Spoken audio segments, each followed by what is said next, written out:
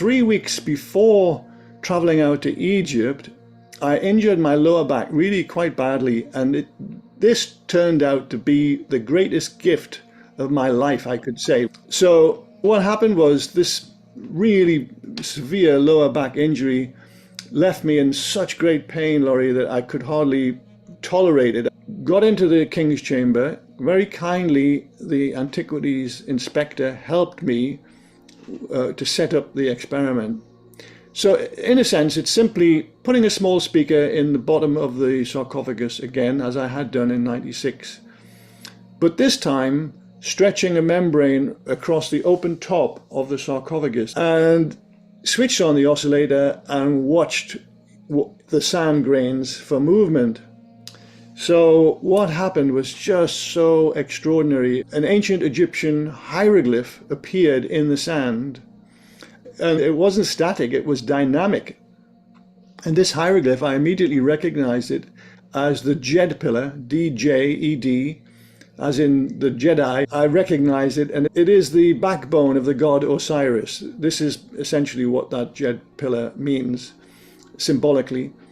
And here it was, manifesting on an ancient Egyptian sarcophagus. I mean, you can't make this stuff up. Normally with cymatics, it's usual to see a geometric pattern. Sound usually creates geometry that is very organized. It was like striations of the backbone of the god Osiris, but snaking, just like a snake writhing on the surface of this membrane. About 20 minutes into this experiment, the life-changing aspect, well, the two life-changing aspects really, but the first one that's so important is that I suddenly realized no pain in my lower back, no pain at all. And yet 20 minutes of sound, no pain, and it didn't come back. It suggested that this was potentially a new tool for science. So what's happened in all of these years since then, Laurie, but the other aspect to this is sound. And this is where sound baths, if you have not experienced a gong bath or a Tibetan bowl bath or a Himalayan bowl bath or a crystal bowl bath, these are all different forms of instrument that make sound, complex sound. And now let's talk a little bit about why it works. How does it work?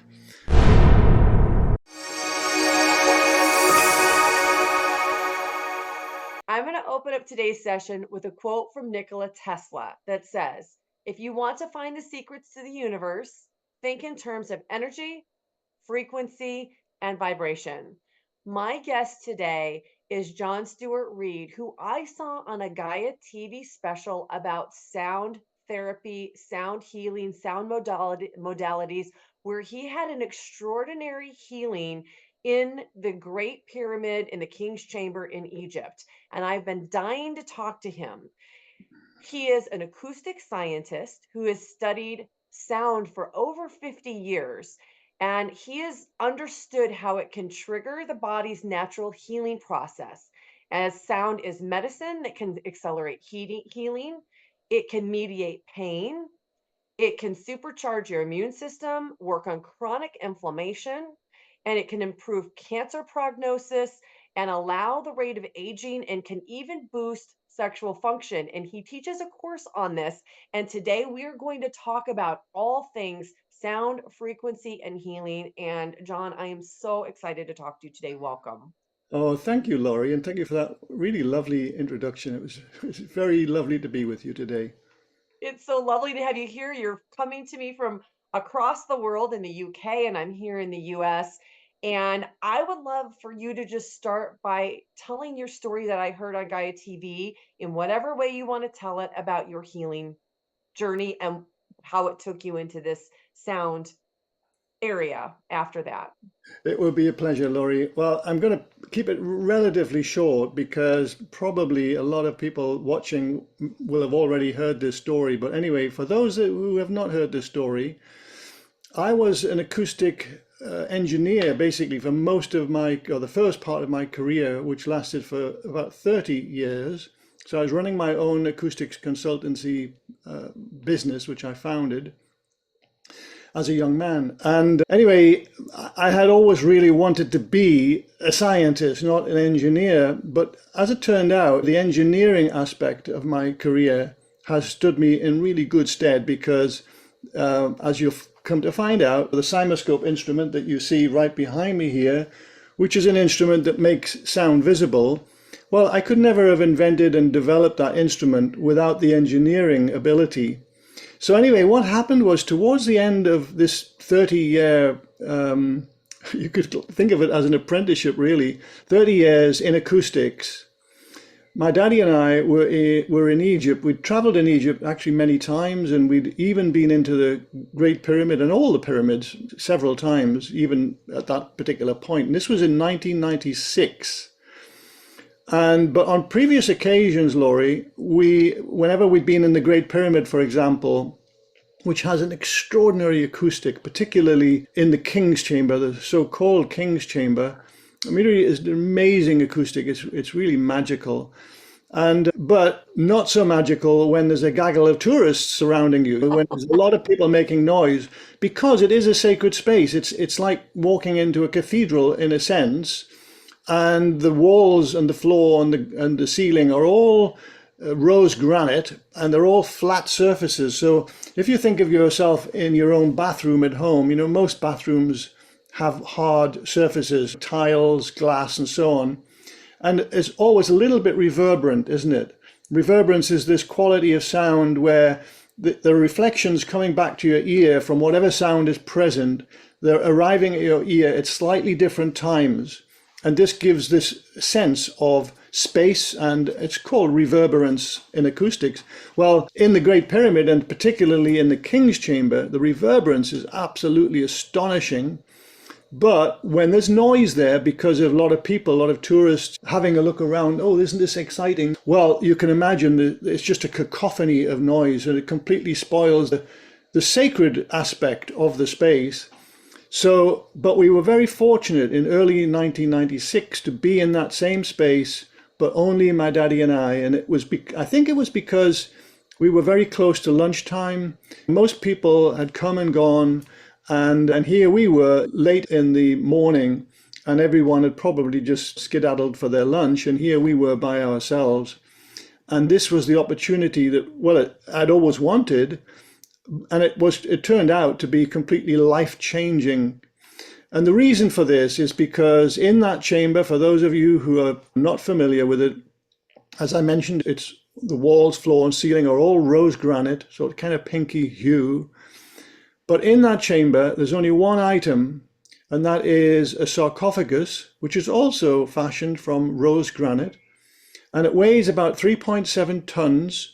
And it's essentially a monolithic block of rose granite that's been hollowed out. Originally, it probably had a lid, and you can certainly see evidence of where the lid would have rested. But that's long gone in history. Also, the southeastern corner of the sarcophagus is quite badly broken away. Again, no one knows why, but you know, probably someone in history did that damage. And anyway, despite all of that damage, the sarcophagus has a wonderful resonance. Now, you can use this word legitimately in relation to the sarcophagus. Why? Because resonance, the quality of resonance assumes that the object will move a little bit with sound. So you can't use the term resonance in relation to the King's Chamber as a whole, because those massive walls, the multi-ton blocks of granite, they can't move under the influence of your little vocal sound. So we use the word reverberance, the term reverberance. But in relation to the sarcophagus, even though the walls of the sarcophagus are several inches thick, still they do move a tiny amount under the influence of sound. So the resonant properties of that sarcophagus is what I was really interested in as an acoustics engineer. So I lay in the sarcophagus, which is very naughty. You're not supposed to do that. And I'm sure the Egyptian authorities, well, they probably have they'd probably know about many people lying in that sarcophagus, but they'd be quick to get them out if they ever discover them. In my case, the Gafir, the guardian of the pyramid, was nowhere in sight. He was probably down at the front entrance of the pyramid somewhere. So my daddy and I were left alone, and I lay in that sarcophagus, Laurie, and I made a vocal glissando, a kind of smooth, unstepped enunciation of just one pure tone, of an ooh sound, basically, which is fairly pure from a harmonic point of view. It's, almost a single frequency. And anyway, I did this in order to locate, if I could, with my ears, the resonant frequency, the prime resonant frequency of the sarcophagus. Now, any object in the universe has resonant properties, and the sarcophagus is no exception. But every object in the universe has a multitude of frequencies at which it will resonate. But there's always one that we would call the prime. This is where the object will absorb most energy, will become acoustic energy, will become most excited, in this case by a sound, okay?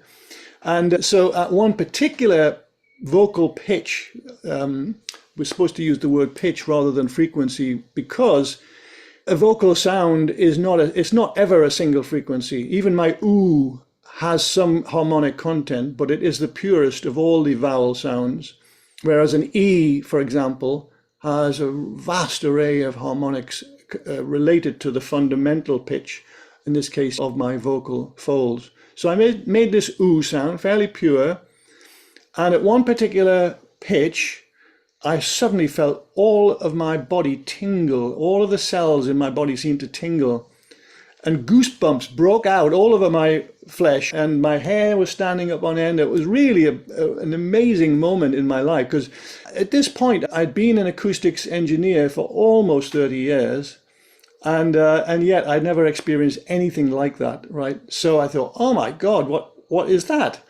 So then I raised my vocal pitch above this kind of Goldilocks, or whatever we want to call it, zone, and the effect disappeared. And then I brought my pitch back down.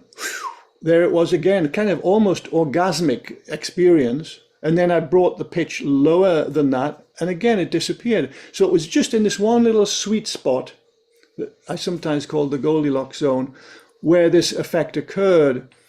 Well, this really got my attention as an acoustics engineer. And a few minutes later, after playing around with this, and my daddy was just standing there very quietly watching me and listening. A few minutes later, I heard the Gafir coming, making a lot of noise in the grand gallery. And then just before he came into the chamber, the king's chamber, I leapt out of the sarcophagus and stood there very nonchalantly. And he said, he was pointing to his watch, "Your time is up," in other words. And so then we obviously had to leave the pyramid. But when we got back to our hotel, we had this lovely lunch, late lunch, and discussed what had just happened. And my dad was an engineer as well, by the way. He wasn't in acoustics, he was in electronics, but still we shared so many interests. And so we had this lovely conversation, and we determined pretty much there and then that this had to be investigated with equipment, with actual acoustics instrumentation. So again, cutting as short as possible, I obtained permission to carry out a series of acoustics tests in the Great Pyramid. And later that same year, 96, I carried out this very standard kind of range of acoustics tests, and I learned a lot of interesting things. One of them, I'll not go into any great detail now because it would take too long, but our whole time here could be spent talking about this one subject. But one of the elements one of the experiments that I conducted in 96 that was really amazing was at one particular series of frequencies that I was exciting the sarcophagus. In this case, instead of lying in the sarcophagus, I had a small speaker there so I could make sound electronically from an oscillator, an audio oscillator. And at one particular band, very narrow band of frequencies, suddenly the sarcophagus began to beat like a heart. Boom, boom, boom, boom, and very powerfully. I mean, really powerfully. So much so that the antiquities inspector, he ran over to look at, what are you doing? What are you going to hurt the sarcophagus? Basically, that's what he was saying. And of course, there's no chance of that. It's 3.7 tons of granite. But nevertheless, this was a really interesting effect that was being created here. And I'll just mention one other element to this that I'm sure that viewers, your watchers, your followers will definitely find interesting.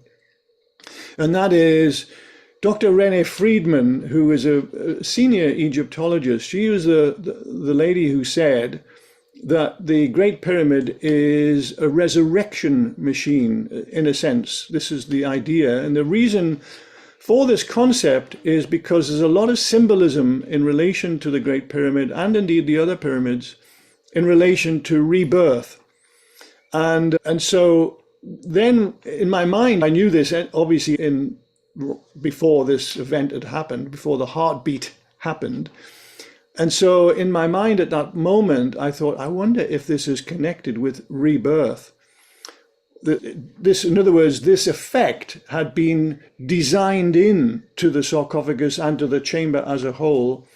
I should also mention that when you make sound in the chamber, at the resonant properties of the sarcophagus that are mirrored into the chamber, or if you make sound in the chamber at that same frequency, then almost all of your vocal energy will end up in the sarcophagus. This is called acoustic coupling. So now imagine priests in that chamber making sound and specific vocal pitches, basically. And at these specific vocal pitches, it would be possible to create that heartbeat, right? No, you could do it today if you had two groups of people, one making one particular vocal pitch at these frequencies, which I've identified, by the way. And then they make that vocal pitch and they keep it going probably for a few minutes. What will happen is that almost all of that energy, that vocal energy, acoustic energy, will end up in the sarcophagus, and it will be absorbed by the walls. And the walls of the sarcophagus will start to vibrate, literally physically move, tiny amount of course, but nevertheless, they will start to move, absorbing this energy. And now what happens is the second group of singers come in, but they are pitch shifted a little bit away from the pitch of the other group. And that's when the magic would happen. Because how I created this effect was because I was putting in a particular pure sound, in this case, not a vocal sound, but a pure tone from an audio oscillator into the speaker. That then got the walls of the sarcophagus vibrating, right? And then when I turned the oscillator to a slightly higher frequency to conduct another part of the instrumentation experiment that I was involved with there, the walls of the sarcophagus continued to to resonate at the first frequency, but now they were being asked to resonate at a second frequency as well. And this is now called a beat frequency. And this is where the two frequencies are beating, as they're called, beating together and creating this kind of throbbing, very powerful, I mean, really powerful heartbeat sound. And so that's why the antiquities inspector thought I might be doing some damage. So that was all 1996, right? Now let's wipe the slate clean, because I subsequently wrote up all of these experiments in great detail. But the one experiment that I could not conduct that particular year was a Cymatics experiment. So those people who are not familiar with Cymatics, it's spelled Cyma and then atics. And it's essentially making sound visible. And the way that it's achieved is by any sound will actually render a pattern visible a pattern onto a membrane of any kind. It doesn't matter what the membrane's made of. It could be even steel. You wouldn't think that steel could flex with sound, but it does. So anyway, a pattern of acoustic energy is imprinted onto the membrane, whatever it is, but it's invisible to the naked eye.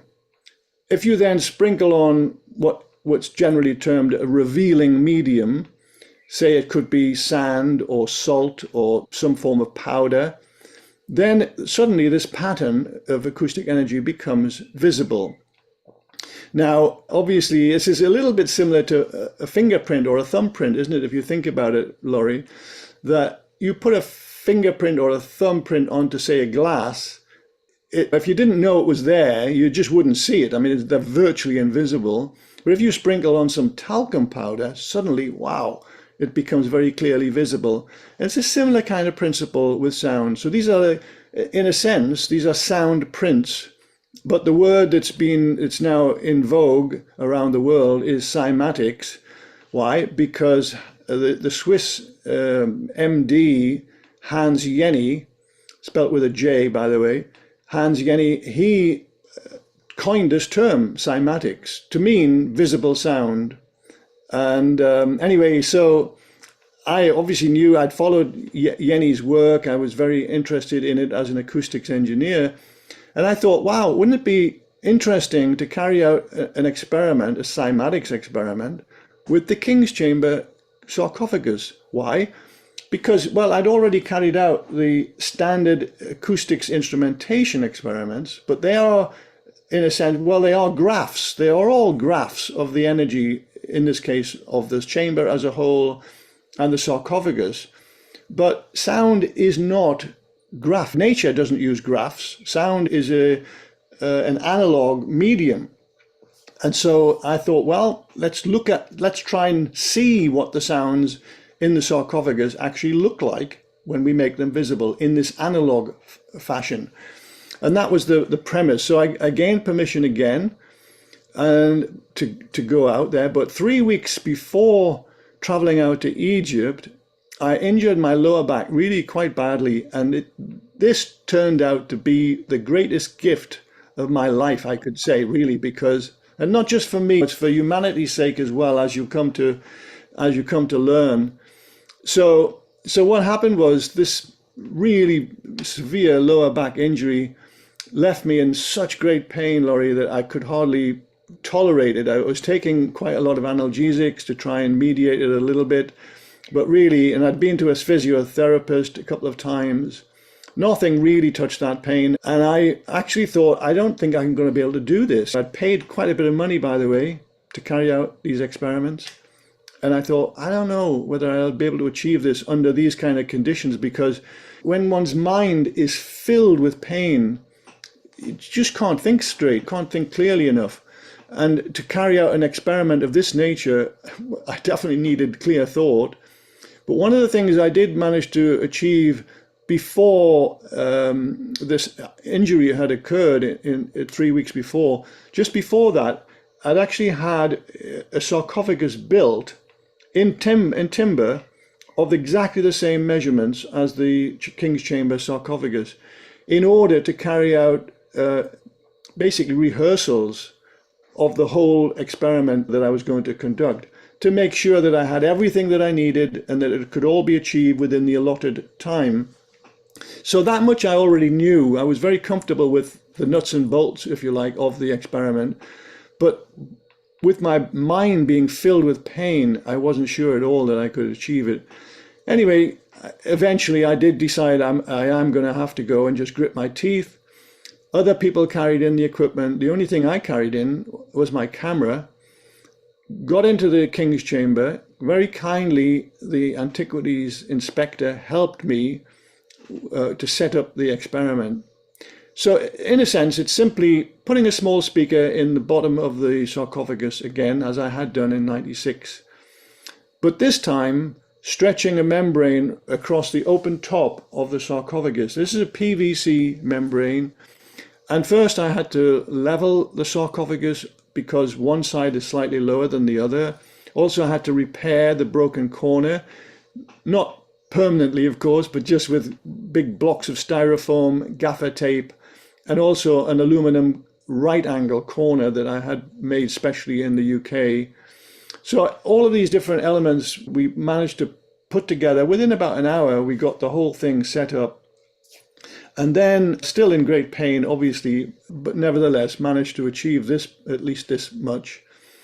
And then I switched on the oscillator, this audio oscillator that makes a very pure tone into the speaker, sprinkled some sand on the membrane, which, by the way, we had collected outside the pyramid. And also, by the way, there are 43 little bags all the way around the perimeter of the membrane, stretching it with an even torsion. And anyway, so then sprinkled on more sand onto the membrane from a cappuccino coffee shaker, and switched on the oscillator and watched the sand grains for movement. So what happened was just so extraordinary. It's like, well, if I didn't have photographs to prove it, I think probably most people would say this guy's nuts. This kind of thing just doesn't happen. But what did happen was an ancient Egyptian hieroglyph appeared in the sand, and it wasn't static, it was dynamic. And this hieroglyph, I immediately recognized it as the Djed pillar, D-J-E-D, as in the Jedi. Anyway, I recognize it, and it is the backbone of the god Osiris. This is essentially what that Djed pillar means symbolically. And here it was, manifesting on an ancient Egyptian sarcophagus. I mean, you can't make this stuff up. It's real. It happened. I just wished, Laurie, that we'd had video going at the time. And all I did have was an actual film camera, because it was the very early days, if you think about it, 97, it's really early days for digital photography. Yes, they did exist, but they were very low res. I mean, really low res. You wouldn't consider using something as low res as that today, but that's what they were manufacturing in those days. Anyway, so I took film camera, and when I saw this Djed pillar, oh my God, I have to take a photograph straight away. So I did. And then at this point, the antiquities inspector, seeing this, he ran over from where he was standing. He was standing up against the north wall, filing his nails and looking across at this crazy Englishman, probably thinking this guy is a little bit loopy, but he's paid a lot of money and he's not really doing any harm. So just let him get on with what he's doing. That's the kind of bored expression that he had on his face initially. But now he ran across the chamber to see this amazing effect manifesting in front of our eyes. And he said, how you do that? How you do that? Right? Because he was really shocked and surprised, just as I was. And I just had to shrug my shoulders and say, I don't know. I didn't expect this. Normally with Cymatics, Laurie, it's usual to see a geometric pattern. Sound usually creates geometry that is very organized. Sound is a beautiful medium for organizing matter. And I use this term, from formlessness to form, just add sound. That is a little adage of mine. And it's true, and usually, almost in every case, the form is geometric and very organized, very symmetrical. In this case, it was organic. It was like striations of the backbone of the god Osiris, but snaking, just like a snake writhing on the surface of this membrane. Oh, wow. It was astonishing. But John, I don't even think this is the best part of the story yet. Yeah, right. And anyway, so then what happened was the antiquities inspector, now he wanted to be engaged in what I was doing. How can I help you? What can I do? And so we became a little team, two-man team, and he would be scraping off the sand from the membrane and sprinkling on fresh sand while I was making adjustments to the controls and so on. And then we saw a whole series of ancient Egyptian hieroglyphs manifest. So this wasn't just an isolated case of a hieroglyph. No, there was umpteen of them, but not every frequency created a hieroglyph. In between these frequencies that were creating these kind of magical effects, there were strange patterns created. That I've used the term coral sea to give some kind of an idea of what we're looking at here. Very strange organic shapes. And then suddenly I would just change the frequency a little bit more, another hieroglyph would appear in the sand, right? And so anyway, about 20 minutes into this experiment, the life-changing aspect, well, the two life-changing aspects really, but the first one that's so important is that I suddenly realized no pain in my lower back, no pain at all. And I was able to bend forward and look at the sand grains really closely. And this is how it happened. I was looking really closely, studying the vibrations, because to find the next frequency, you have to very slowly turn the oscillator dial while you're looking for the little sand grains to jump a little bit. So you have to bend over to see that. And as I was bending over, I suddenly realized I don't have any pain in my back. Well, in the moment when that thought occurred, and that realization occurred, I actually thought, I know what's happening here. Because I'd been so excited for 20 minutes seeing these ancient Egyptian hieroglyphs, like who wouldn't be, I reasoned in that moment that my bloodstream was flowing with endorphins. These are natural opioids that are created by the brain when one is in having a peak experience of any kind. And it gives one not only a euphoria, but also it mediates pain wonderfully. It's just like having a morphine injection, essentially. You feel floaty, you feel euphoric, and there's no pain. So I thought, okay, well, I'll just take this because it's good news. That means I can get on with the rest of the experiment without having the problem of pain to deal with. But what I reasoned was, well, when I get back to the hotel, the pain will come back, obviously. Well, it didn't. So I just thought, how could this possibly be? I'd been taking all these analgesics, popping these pills like M&Ms, probably overdid it quite a bit, but that really didn't help much at all, a little bit maybe. And then the physiotherapist hadn't been able to help. And yet 20 minutes of sound, no pain, and it didn't come back, right? So I knew that was a very important aspect of what I had just witnessed. And then the other aspect, of course, is I also felt that seeing these hieroglyphs manifest, it suggested that this was potentially a new tool for science. So what's happened in all of these years since then, Laurie, I've been very focused on two paths in my life. Apart from my darling, my wife, Annalise, I've also been focused on, first of all, developing the Cymascope instrument that you see right behind me here, which is an instrument that makes sound visible, not using particulate matter now, but using pure water. And after some years of development, I discovered that pure water was actually the very, very best revealing medium.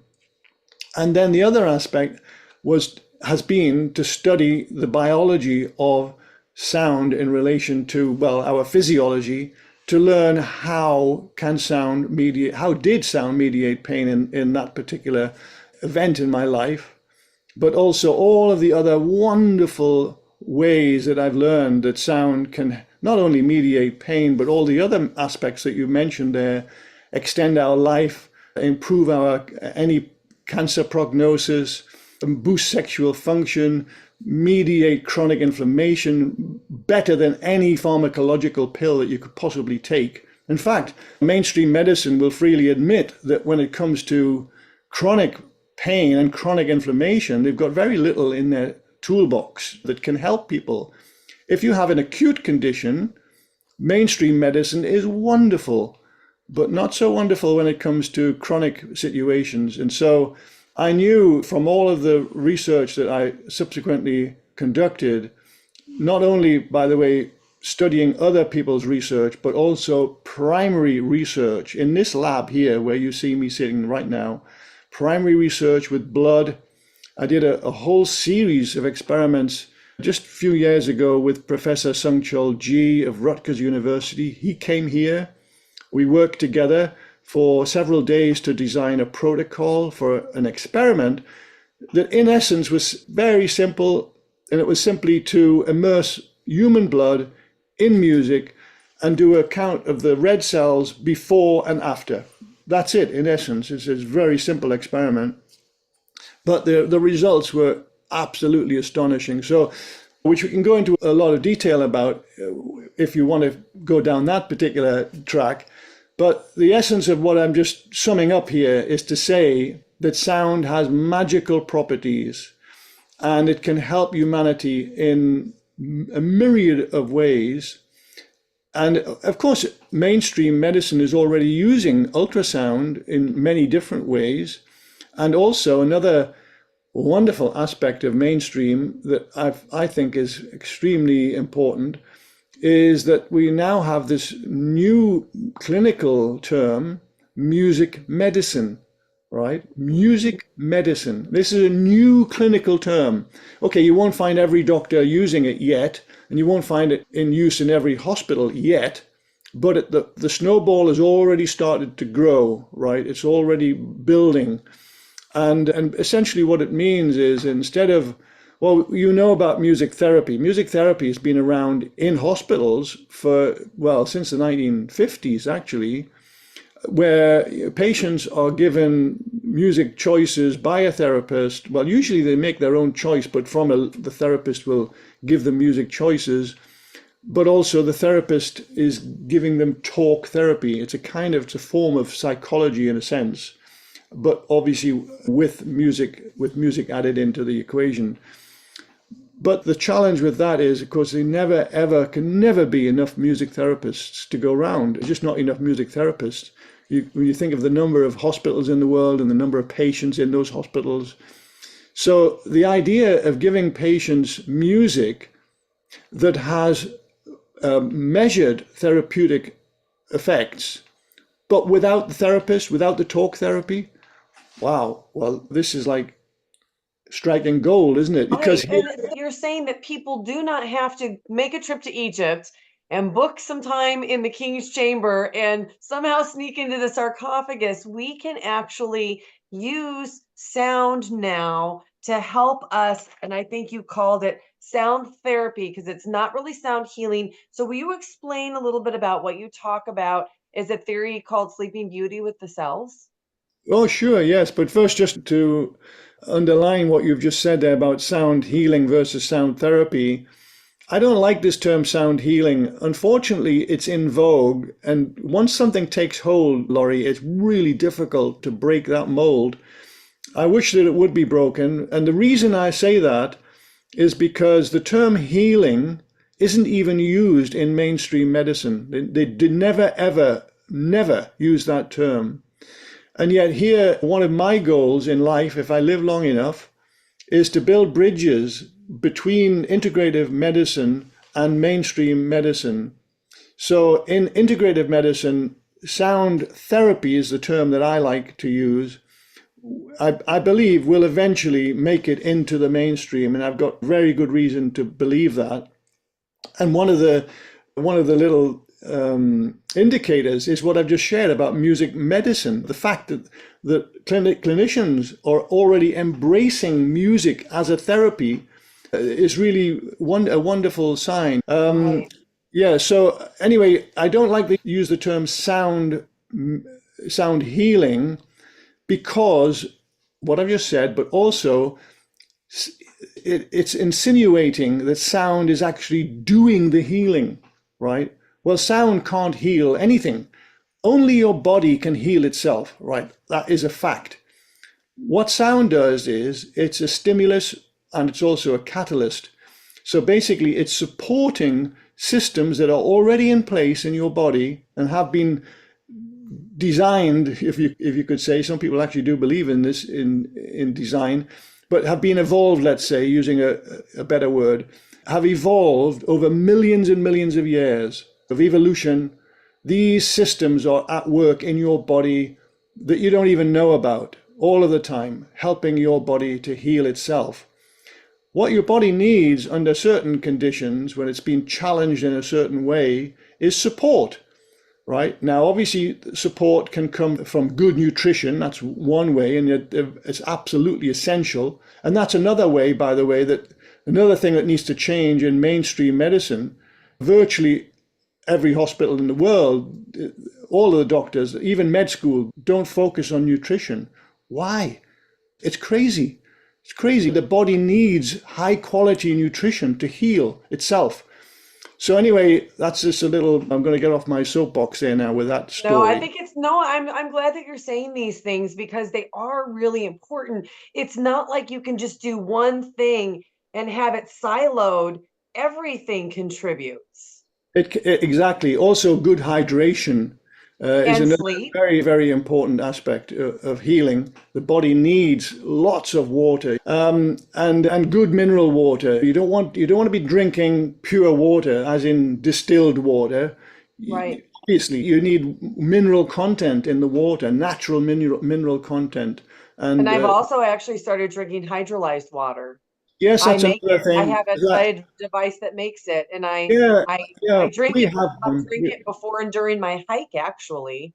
Do you? Yeah, well, we have one of those as well. It's very important, and that could be a whole nother discussion actually about how to make your own water that's supercharged with electrons that when you drink it will completely um, erase any kind of chronic inflammation in the body in terms of the positive ions in your body that are causing damage. So when you drink that kind of water, all neutralized immediately.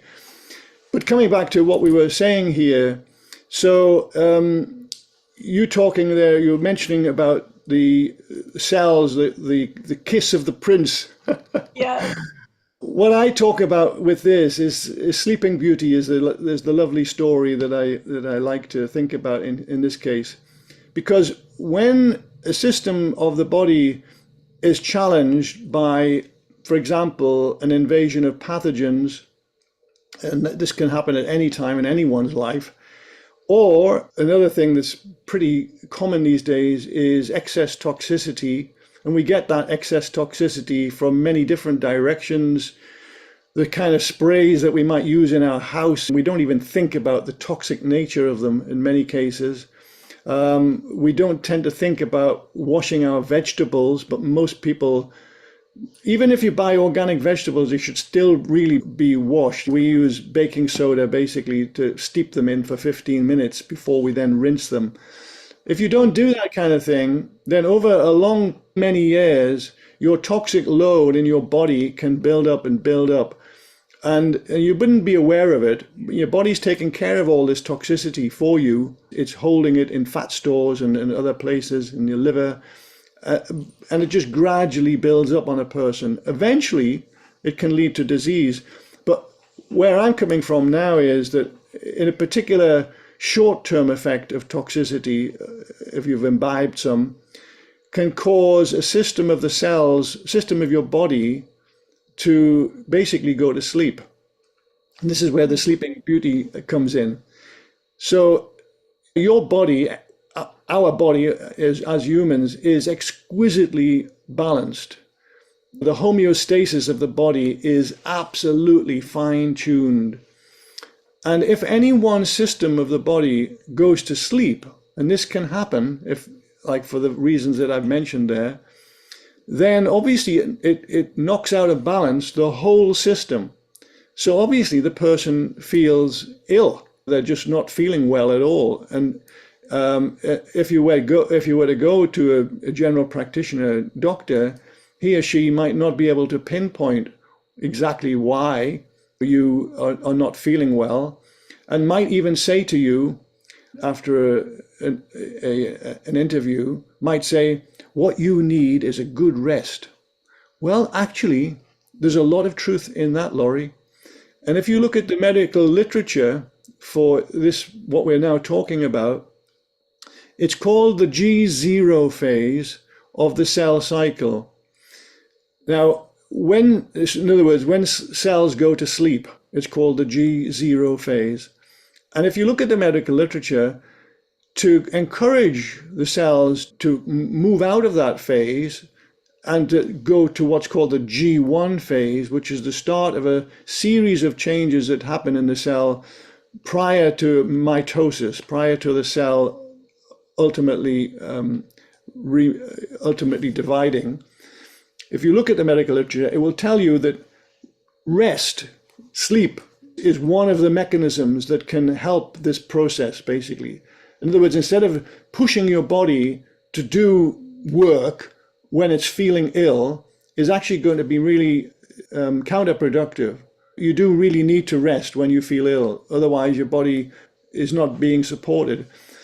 That's one thing in the medical literature. Another thing in the medical literature is nutrition, which is interesting, isn't it? Having said that it's not taught in med school, and the vast majority of doctors in the world do not consider nutrition to be important, which is astonishing, but it's true.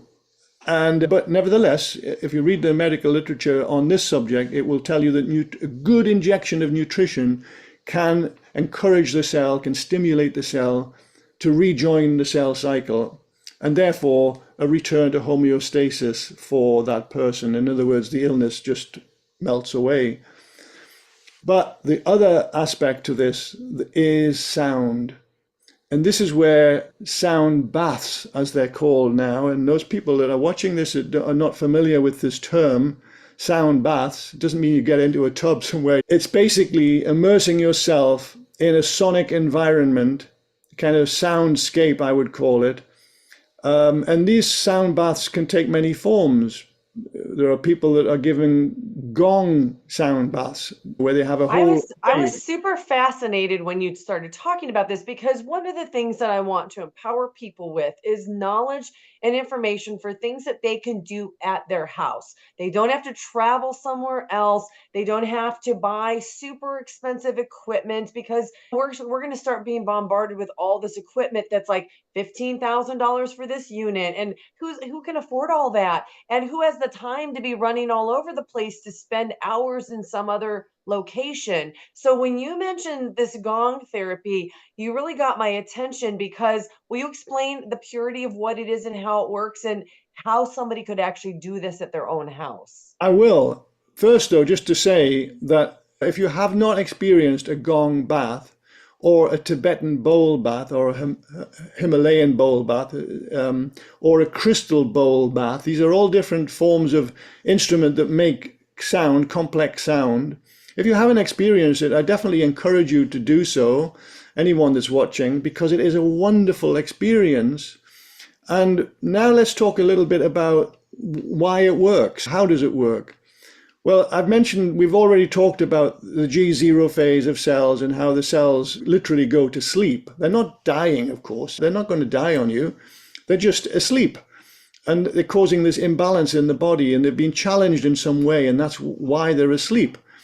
So through the work of Professor James Jimzewski at UCLA, we learned over 20 years ago now that all cells have their own unique song, literally a kind of song.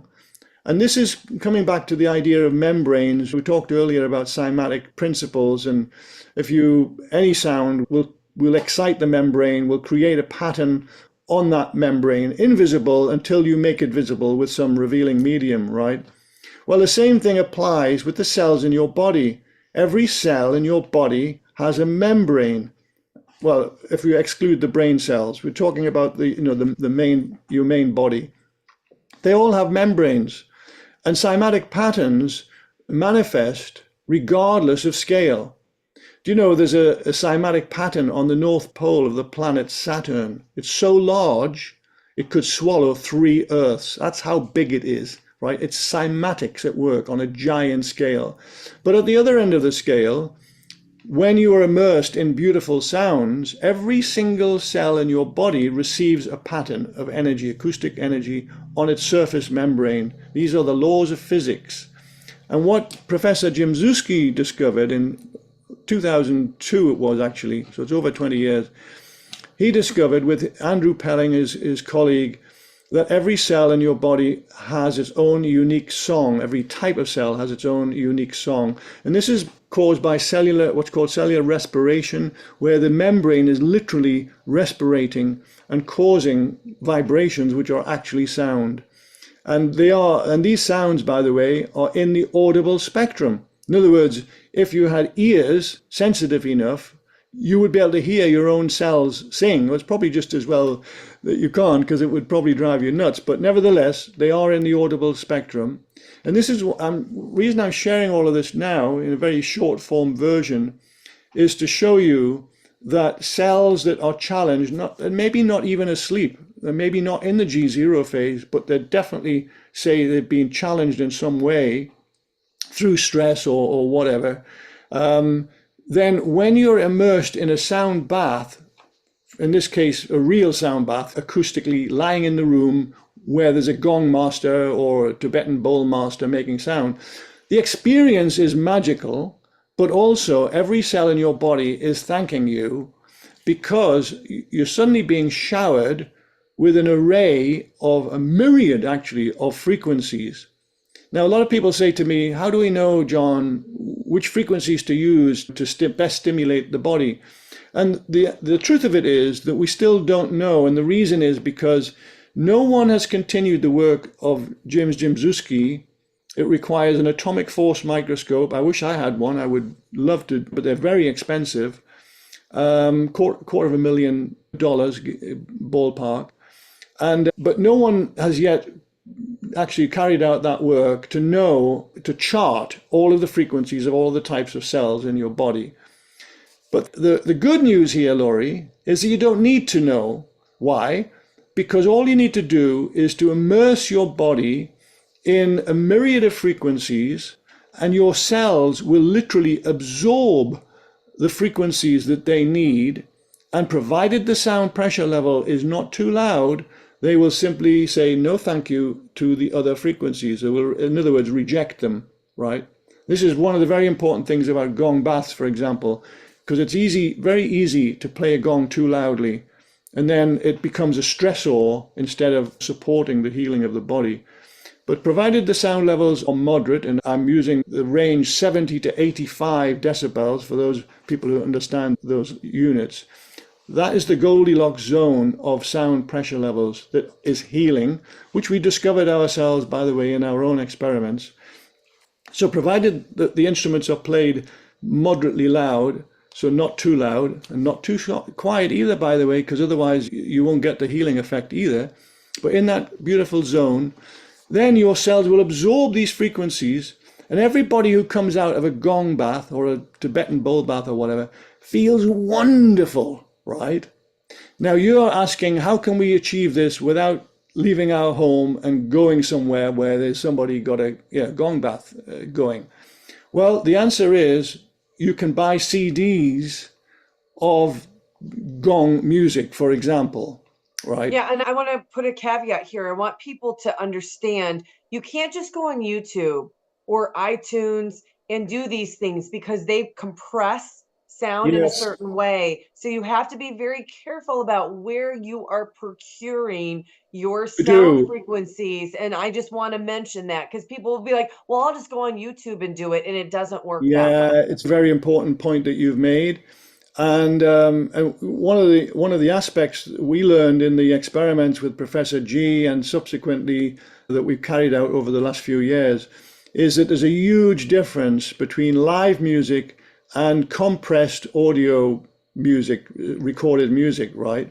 There's also a huge difference between MP3 compressed music and other formats such as is used for CDs, right? So the idea here is to buy, for those people who want to do this, you need to buy gong music or Tibetan bowl music, or actually I'll talk about other forms of music in a moment, but if you're doing a gong bath, for example, or a Tibetan bowl bath, there are many performers that have created albums. Sheila Whitaker in the UK is one that I know very well, and it was actually Sheila Whitaker's gong music that I used or Professor G and I used in the experiments here. So what I want to explain is that when we use recorded music in these experiments with human blood, we found a wonderful increase in the viability of the red blood cells. But the caveat to that is that when we carried out the same experiments with live music, that the protocol that we had designed to conduct these experiments fell down. And the reason it fell down is because live music creates far more viability in red blood cells, and indeed in white blood cells, as we now know, than recorded music, than any recorded music. Okay, so even if you Well, so buy a could you give CD or you download the very best sampling quality, you're still never going to achieve the same result or as good a result as if you actually went to a gong bath, right? Okay, but could you also theoretically, and the reason we're talking about gongs is because you mentioned in another interview that I saw you on that the gong had every or more multiple frequencies for healing. So it was like almost the purest way that you could use one Yes. thing. And so here's my thought process. I'm sitting at home. I could get my hands on a really good gong. It probably wouldn't cost that much money compared to like some of these other machines that I'm seeing advertised right now. And could I potentially learn how to play it and have a decibel meter to keep Yeah, myself in that decibel range you've got it. and You've got it, have that Laurie. Yeah, right? you've got it. And in fact, decibel meters, if we were having this conversation 20 years ago, you would have been looking at quite big money to buy a calibrated decibel meter, sound level meter. But now, as you say, you've got a Right here. smartphone, right? You Right, just go right on, here. if you've got an Apple phone, you go on the Apple Store, the Apple App Store. If you've got an Android phone, you go on the Google Play Store. And you basically download a sound level meter. Some of them are free, but then they've got various things added onto them. But even for a few dollars, you can buy a really good sound level meter. And I have checked the accuracy of them against a calibrated meter that we have here in the lab, and they're very close. They're within 1 or 2 decibels, which is very small level of Yeah. change. So, Well, John, but can we so also talk about one more thing? Can we talk about pets? Because part of the reason I'm interested in this whole sound healing is not necessarily for myself. I like the anti-aging process of it and also turning on the cells that are potentially turned off that I'm not aware of. But I have an older dog and I want to preserve her health as long as I can. So we can use this for these type of sound baths, this type of sound therapy for our animals as well that are living in our homes, and it won't just affect us, right? well, of course. I mean, because the DNA of the dog and the DNA of the human is so close. I mean, there's very little difference between a human and a dog in DNA terms. The biology of the dog and the biology of the human are very close to each other. And so whatever affects us affects the dog, I'm talking now about benefits, of course. So, well, actually, and adverse effects. But anyway, we're talking now about therapies. So whatever therapy works for you will work for the dog as well, basically. So a gong bath for a dog, yes, of course, it would have these wonderful benefits, the same as it will for you. And also, many years ago, Annalise and I went to Earthfire Animal Sanctuary, which is in Idaho, and we took there a cymotherapy machine. They're not called that now. I can give you the new name, but basically, all those years ago, it was called cymotherapy. So it's still coming from the word Cymatics, C-Y-M-A, and then therapy, cymotherapy. And we took along this cymotherapy device, which had been invented actually in the UK, but was ultimately the guy, Dr. Peter Guy Manners, was getting old and he realized he wasn't going to live forever. So he sold the rights to all of his frequencies and everything that he had designed, and sold the rights to a US company who are still to this day making these devices. And I'll share the name in a moment or two. But we took this cymotherapy machine into Earthfire Animal Sanctuary. Earthfire is still going as well, by the way. Dr. Susan Eyrich runs it, and she's doing a magical job. It's just a fabulous way of supporting animals that otherwise would have just been shot, basically, to put it bluntly. But instead, she and her partner, Jean, give them a home and give them a life, basically. And they're not just in a cage, they have areas where they can run about and have a life, basically. So anyway, there was a bear that had a toothache, and there was a wolf that had a tummy ache, and we were able to work. Well, I say it wasn't really me at all. It was Annalise. Annalise was a sound practitioner, and she was working with this cymotherapy machine. And it was magical to watch what happened, because the animals, like your dog, for example, is very little different to a wolf, of course. It comes from a wolf heritage. The wolf accepted this applicator, as it's called, which is like a little speaker thing in a handheld unit. And you just put it against whatever body part it has the problem, where you need the focal energy. And in this case, it was on the tummy of the wolf. And the wolf just accepted it. The wolf obviously innately knew that this person was giving them energy in a way that was beneficial for whatever malady that wolf had in its tummy. And the wolf just stood there, literally absorbing these frequencies, this particular code of frequencies from this machine. And then after about, I don't know, probably 10, 15 minutes, I can't remember now, so long ago, the wolf literally just walked away quietly and didn't even turn back, just literally. In other words, thank you very much, I've had enough, that's enough, I've healed myself, or I've been healed, and it just walked away. So creatures innately seem to know that sound is important, and from a healing perspective, and also when they've had enough, when the treatment is through, they just literally turn that, like the bear with the toothache just turned away, but allowed us to get right up through the cage. We didn't go in the cage with the bear. These are grizzly bears we're talking, massive creature, 8 feet tall. Anyway, but allowed the applicator to go on its jaw, and just knew that it needed it, you see? And so the pain was mediated, obviously, for the bear, and whatever the tummy ailment was fixed for the wolf. And so this is really amazing. So the company now make a device called Acoustic Meridian Intelligence, right? MRI, AMI. And they have a couple of different devices. But one of the photos that comes to mind right now that I've seen is a dog or a cat literally lying over the machine, not because they're ill, just because they love the sound that the machine is making, right? And they are attracted to it. And so they're, nonchalantly lying over the machine as it's making its sound. Now these AMI devices, the way they work, they're still sound devices, but Mandara Cromwell, who's the CEO of that company, had this brilliant idea a few years ago to create a device that would be addressing the meridian system of the body.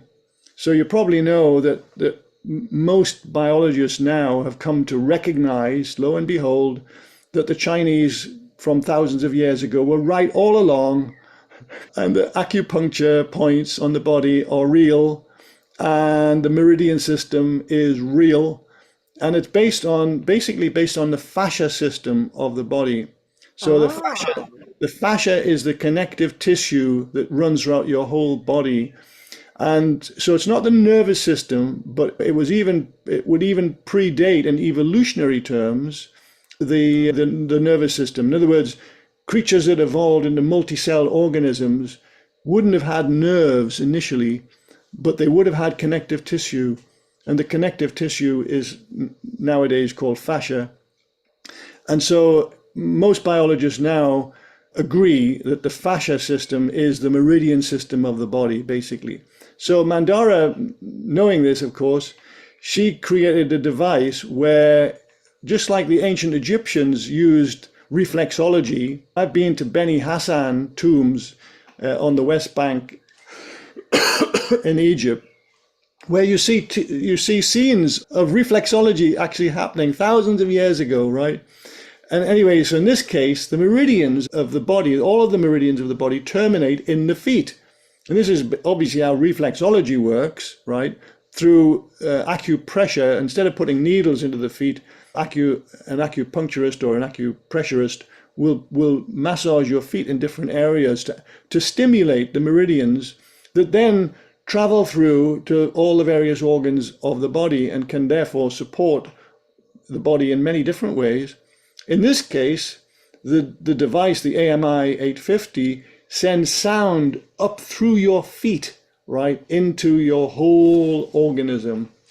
And there are Never many. heard of anything like this. Have you not? No. Well, No. if you eventually do acquire one of these wonderful instruments, we have one here. If you acquire one, your dog will love it. It'll just lie over it, but you probably won't even get you to use it unless you have an arrangement with your dog, and she might allow you. She might allow you to use it now and again.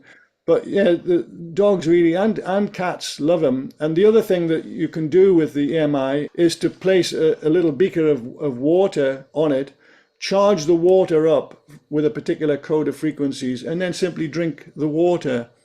And I know from my work with the Cymascope instrument that water holds on to the memory of sounds for Yes. anything up to about 20 minutes.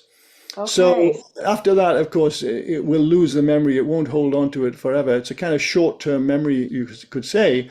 But still, if you imbue water with beautiful frequencies, say from the AMI unit, and then drink them, you're literally drinking those frequencies, and your cells are going to really thank you for it. And guess what? My dog is thirsty too. Yeah, well, there you go, lap lap. Yeah, I love this. I know that our whole existence, the whole collective is moving towards these healing modalities. I can it see it. is. They're everywhere, and they should, because to your point of what you discovered in the King's Chamber, like we have to evolve enough to be able to even unlock those secrets. So it's a testament to you and your vibration and where you were at the time and the place to even have unlocked that, because we weren't ready before that, or we would have already found it. I One of the appreciate things that I really want to share with you it. before we Yes. go, which is extremely important, and it concerns vagal stimulation. So this is a discovery that I made, and I'm about to share with you and all of your viewers, that has so many wonderful qualities that you mentioned very early in this discussion. And it concerns the vagus nerve. What is the vagus nerve? Well, it's the longest nerve in the body. It should really be called vagus nerves, plural. Why? Because it actually splits. When it leaves the brain stem at the base of the spine, base of the skull, it actually splits in two different directions ultimately into your thorax. But where it goes first, when it first leaves the brain stem, it splits to the left and right ears. And it actually goes to the tragus, what's called the tragus of the ear. And this is this little flap of tissue that overhangs your auditory canal. So if you don't want to hear what someone's saying, you press on the tragus, don't you? And that largely means you're not going to hear much of what someone's saying. Or if there's a very loud sound and you're trying to protect your ears from a siren of an ambulance going by or something, you press very firmly. So that tragus is literally highly sensitive, and by the way, also highly erogenous as well, for the same reason. It's an erogenous zone that many people are unaware of. But from the point of view of healing, it's extremely important, and also very wonderful that we can access it so easily, right? So the vagus nerve first goes to the tragus, then it goes to the pharynx and the larynx. That's also good news. Why? Because it means we can stimulate the vagus nerve either passively by listening to certain sounds, or actively by making those sounds ourselves. If we have a good voice, we can actually make sounds that are healing. So this is the really good news. I'll keep it really short. That a couple of years ago, I made a discovery that's called acoustic heterodyning. Now, a heterodyne in electronics terms means the mixing of two frequencies to make new frequencies, right? And it's a very common term in electronics, and it's a principle that's used in radio receivers, television receivers, and so on, right? Even in your cell phone. However, heterodyning is not known in the audio world, and this is where the discovery came a couple of years ago. So we have friends in two wonderful musicians, Anders Holt, Holte, and Kachina Miadu. These are a married couple. They make really beautiful music. And I had been reading research from many different directions, many different papers on the vagus nerve,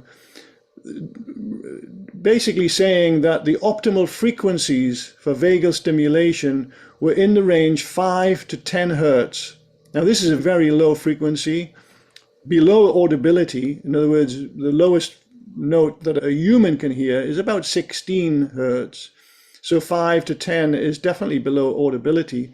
But they are the frequencies, according to all the research, that optimally stimulate the vagus nerve. Then also reading in these various studies all of the many different aspects, the most important one being mediation of chronic inflammation, or banishment of chronic inflammation, causing the cytokines in your body that are at war with each other in anyone that has chronic inflammation to come gradually back into balance simply by stimulating the vagus nerve. There is no pharmacological pill that any doctor can give a person who has chronic inflammation, but stimulate the vagus nerve optimally and it happens like magic. The chronic inflammation just vanishes, basically, not instantly. I mean, it takes a bit of therapy, 2 or 3 weeks of this to have this effect. But nevertheless, it rebalances the cytokines. It also massively improves cancer prognosis for anyone that has cancer. It also boosts sexual function. It lengthens gives us a longer life expectancy as well. All these many different things. So, and this comes from simply stimulating the vagus nerve via the tragus. Now, this is where Can I ask you one question really quick? Does it have anything to do with lengthening the telomeres? Have you had any evidence about that as far as why it's helping to anti-age? No, in the paper that specifically mentioned aging, it didn't mention the telomeres, but maybe you're making a good point there. Maybe it does do that. That's a really good point that you've made. I'll look into that, certainly. Right, because, I mean, let's just, for the people who are watching that don't understand this, aging is a process of our body has the ability to make a certain number of copies perfectly. And about the time it's either like 50 or whatever, depends on the cell, right? And so you get to a certain age, and now the copy's making a bad copy of a bad photocopy of a bad photocopy, which is essentially aging. And anything we can do to lengthen the telomeres turns that biological clock backwards. Am I on track with everything I said? Absolutely, yes. You're spot on. You're right on there. So Anders Holt, his website, by the way, is Anders, Anders, then a hyphen or a dash, and then Holt is HOLTE.com. If you go on their website, you'll find various albums of music. One of their albums is called Dream of the Blue Whale. Now, Dream of the Blue Whale is the most beautiful piece of music.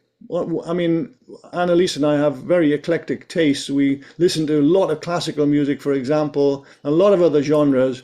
But this music, we choose it almost every day to listen to at breakfast time particularly. It just washes over us in such a beautiful way.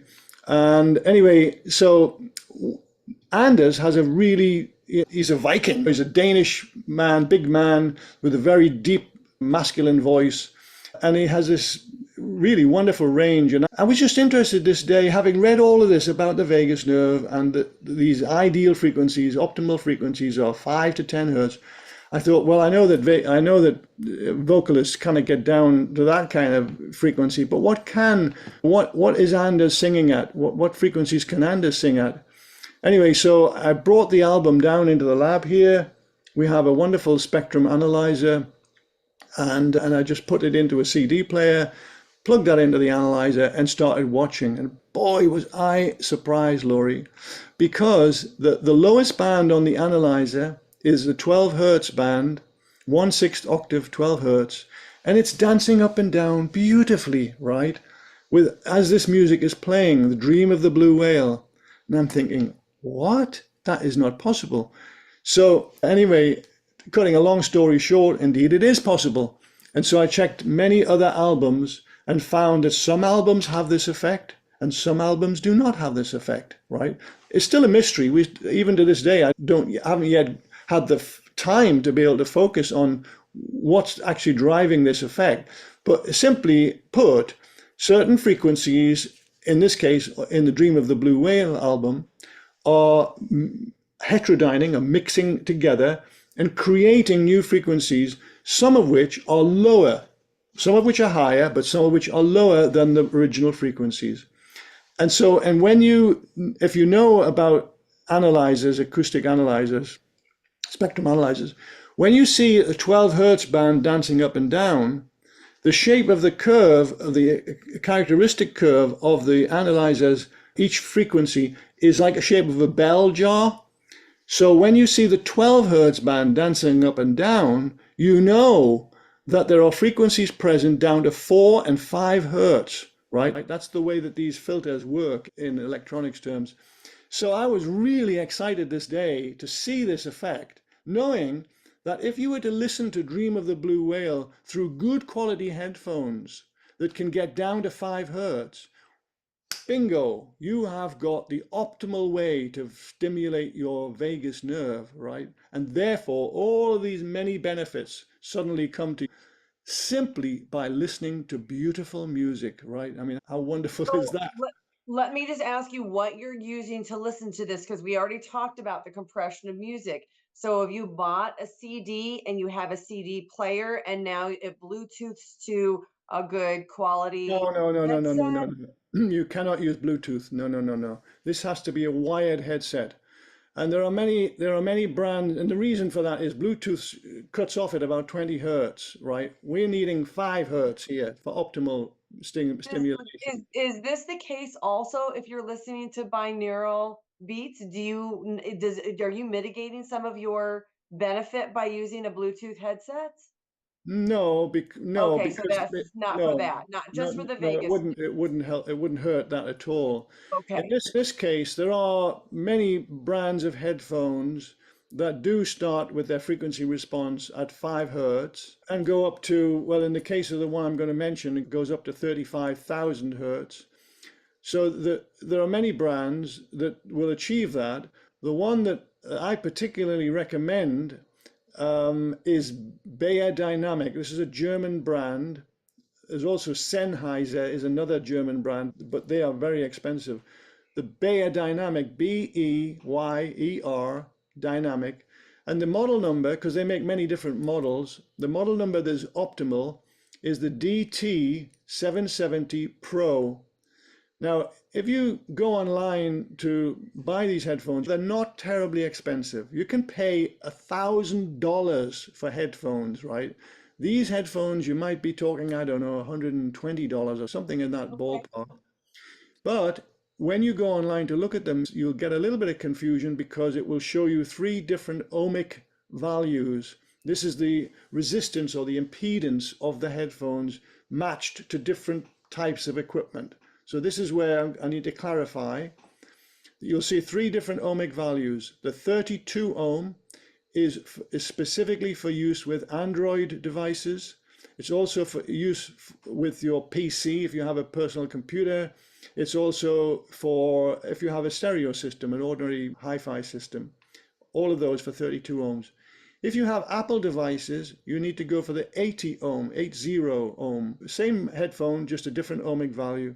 You'll also see that they market a 250 ohm, but they are only for professional studio use. You do not buy the 250 ohm. Go for either the 80 or the 32, depending on what type of equipment that you have, what type of device that you have. But you're saying that it's a It's wired wired. It has to headset? be wired. You Well, cannot so get. what's interesting with the new cell phones is like mine doesn't have the ability to No, wire in. no, that's not true. That's not true. Okay. What they've if when you get these headphones, if you do decide to invest in them, you'll find that they come with a jack plug on them, basically, right? Oh, Now the jack plug is actually the one that comes with it is, in other words, about a quarter of an inch in diameter. And so the kind of older phones and older devices that have a jack plug on them, it's a 3.5 millimeter, which is about an eighth of an inch in diameter, right, roughly. So some people wrote to me and said, "Hey, John, I bought these headphones and it's got a quarter inch jack plug on it. What do I do?"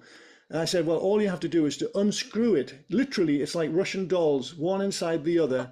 You Okay. unscrew the 6 millimeter one, the quarter-inch one, and inside you will find the 3 millimeter, 3.5 millimeter, the smaller one. So then to answer your question, Laurie, how do you then plug that 3.5 millimeter jack plug, 1/8 of an inch roughly, into your new smartphone, your shiny new smartphone? Well, you'll find, is that an Apple or is it an Android phone? Mine's an Android. I have a Samsung. Okay. If you go online and look for 3.5 millimeter to whatever that little device is that plugs into your Android phone, you'll find they sell little adapters and they're very inexpensive. So Okay. it's a little short adapter. So you'll plug one end, it's probably a USB-C. I think it's a USB-C, but whatever it is anyway, for your phone, you identify it for your phone. It'll be, say, for example, USB-C to 3.5 millimeter female, because the female is the socket that the jack plug then obviously fits into. Right. So that Right. you buy yourself a little adapter. I know it's annoying these days that the cell phone adapters, cell phone manufacturers have done away with the little Yeah. jack plugs now. I think But one of the but I reasons think it's still a problem though, because we're going to still compress it if I'm trying to listen to it on my phone. So, compressing, right? what, no, you're not compressing anything. Why are you Well, compressing? where am I getting the music? Oh, I see. Well, you can buy downloads that are not MP3. You know that, don't you? Yeah, no, I did not know that. See, this Oh is yeah, why we're talking. you are not, I mean, it depends obviously who you buy from. If say you go to andersholt.com, anders-holt.com, Okay. Yeah. you will find a variety of compressed formats, but you'll also find high quality. I mean, they will sell you CDs as well, by the way, but if you want to Well, who has a download CD it, player anymore? yeah, I know a lot of people don't have them anymore, but if you want to download it, you will find that they sell high quality. These are much bigger files than the Right. MP3 files. High quality audio, just the same as you would get from a CD, basically. Okay. And they'll take up more memory on your phone, of course, as well. They'll soak up more memory, but who cares? You want to get the very highest quality possible, and then when you plug your Bayer Dynamic DT770 Pro in, you are going to get the ride of your life, Laurie. You're going to get 5 hertz frequencies from the Dream of the Blue Whale. And by the way, all of the albums that we tested from Anders Holt and his lovely wife Kachina, they all have that same effect. Now, Wow. I do have a list of albums that I've tested. So Okay. I've mentioned Anders Holt here, but there are many other people on this list, artists that have this effect. There's probably thousands actually, but I just haven't yet had the time to literally physically test them all.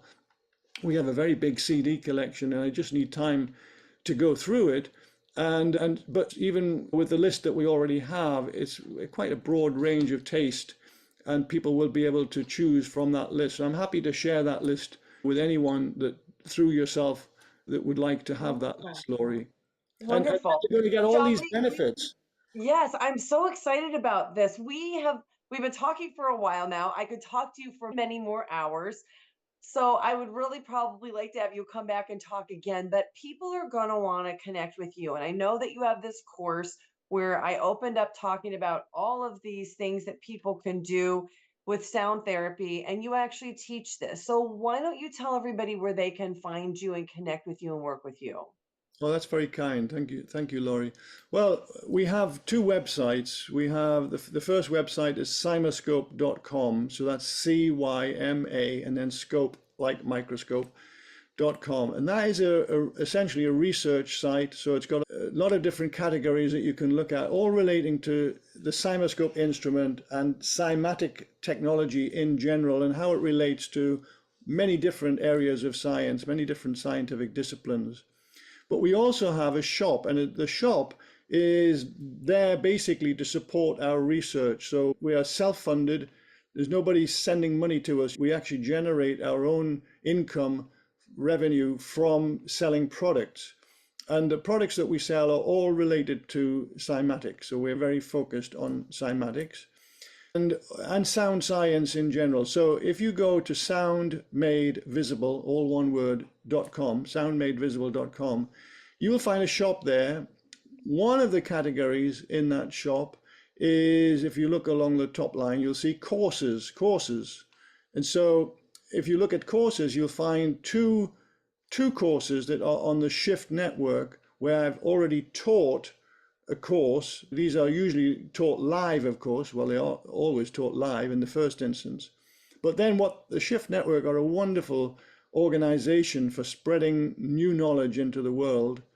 And what you'll find if you click on either of those two courses that are on in that particular area of the shop, that link will take you to the Shift network, where you will find a replay version available for purchase of that course or the other courses. One is a foundational course in sonic science and cymatics, and the other one is an advanced version of the same course, basically.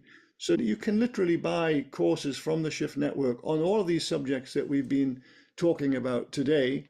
But also the shop has many wonderful products. One of them is the DNA signature. We call it DNA voice signature, because your voice, Laurie, my voice, which by the way I can hear is getting a little bit tired now, but it We've is. been talking for hours. Yeah, I know. It's been a wonderful conversation. One's voice is literally a direct reflection of one's DNA, right? Your voice is unique to you. My voice is unique to me. When it's made visible with the Cymascope instrument, which you see behind me here, then it's a beautiful pattern. And I say this in all honesty, no person's voice is not beautiful. Every person's voice, when it's made visible, is beautiful. And if you go onto that section of our shop, you'll find that you can order your own DNA voice signature, or for a loved one, for someone else, or for a family member or a friend or whatever, or even for a pet for that matter. You can even do it for a dog or a cat. But basically, it's the sound of their voice made visible.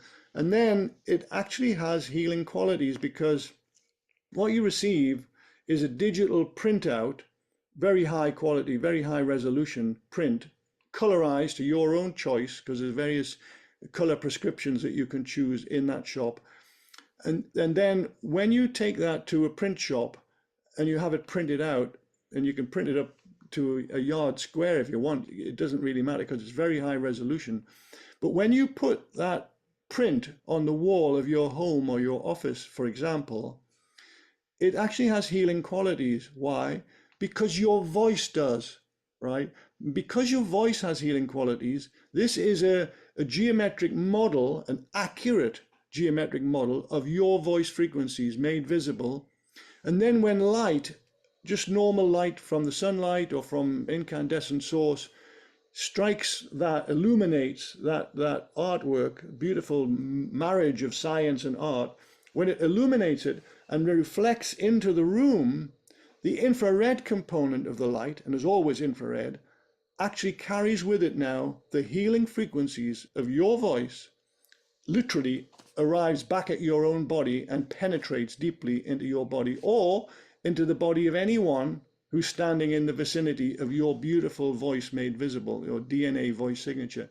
So that's why it has healing qualities, because it's actually the infrared component of your own voice now literally coming back to you from this beautiful artwork. So, and it's something I think to pass on to future generations, like a legacy, really, you could say. And we have a lot of people that write into us and say, can you make the voice of my deceased father or my deceased mother visible? And of course we can. So if they have a recording, you just send the recording and we can then make it visible.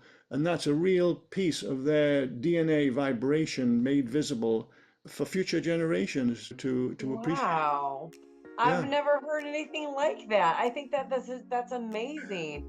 Wow, John, you are just, I love all this journey that you've been on for 50 years now studying this and how one thing led to another, and your healing then drove you to create things to help other people to find ways that they could heal. So I want to thank you so much for your tireless efforts of trying to help heal the world in the way that you're doing it. So thank you so much.